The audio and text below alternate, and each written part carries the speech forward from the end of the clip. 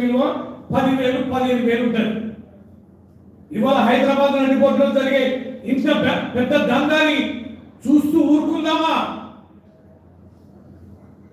ఇంతటి hit policy తీసుకొచ్చి నిలువున హైదరాబాద్ రాష్ట్రాన్ని దోపిడీ చేస్తాంటే నిద్రపోదామా?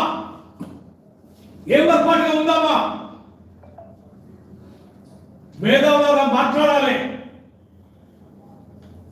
గతంలో అభివృద్ధి కోసం, నీళ్ల కోసం, కరెంటు కోసం, రోడ్ల కోసం, విద్య కోసం, వైద్య కోసం, రైతుల పంటల కోసం, పచ్చని తెలంగాణ కోసం పోరాడిన కేసీఆర్ గారిని గడిల పాలన అన్నావే ప్రగతి భవన్లో ఉంటే ఇవాళ ముఖ్యమంత్రి ఎక్కడ ఉన్నాడు?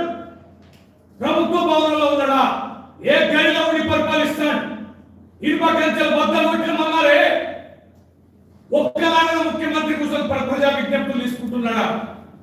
ఇలాంటి పరిపాలన కోసం మీరందరూ మాట్లాడింది మేధావులారా.